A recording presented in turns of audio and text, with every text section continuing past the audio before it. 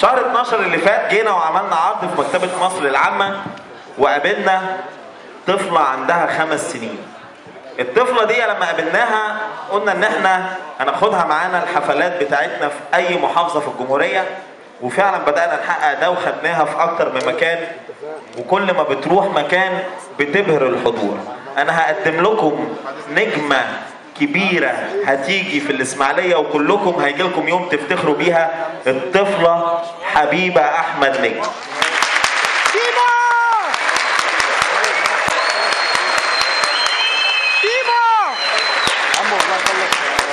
حبيبة 5 سنين. لما شفناها بتغني او لما شفناها بترقص او لما شفناها بتقول شعر او لما شفناها بتمثل، يعني متعددة المواهب بسم الله ما شاء الله، واللي يعرفها من الإسماعيلية مسميها فيروز إسماعيلية. أنا هسيبكم مع شعر الحبيبة، شجعوها جامد وإن شاء الله المستقبل جاي فيها كتير.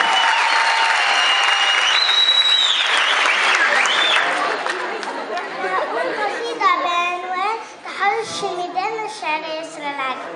في حاجات كتير جواها يمكن تخبيها، توجع لكن تلاقيها تداريها على أقرب حتى باليها. في حاجات إنها أنثى تجرحها حتى بالهمسة، من اللمسة من كل فاكراه وسط الميدان بين الزحام لما ايديه طالت عفاه، والكل في وقتها شاف ومحدش منهم حاش. بصولنا نظرة مش هي، ايه نزلك انت وهي، ده مدرجات واحنا اللي حاميانكم بيتكم، كفاياكوا خلصت حجتكم.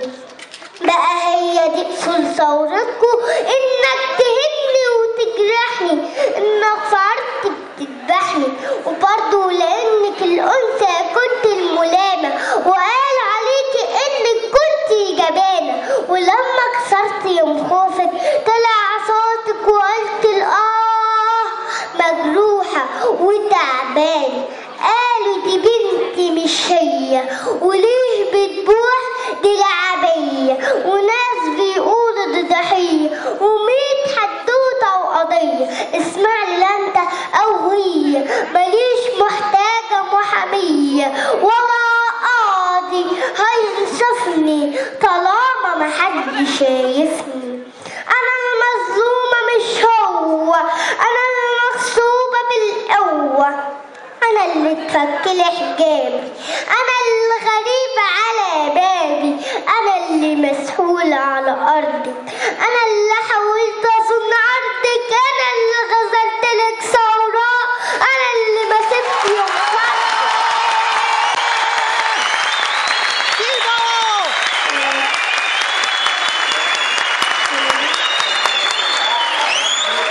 وأنا لما نزلت ميادينك ما كنتش نازلة خلف دينك، وأنا لما نزلت ميادينك ما كنتش نازلة خلف دينك، ما كنتش نازلة أتعاب، ما كنتش فاكرة هدايا ولا ابنك هيلبسني، ولا إنه يحسسني بإنه أنثى متهانة. كفاية تعبت بأمانة، كفاية تعبت بأمانة.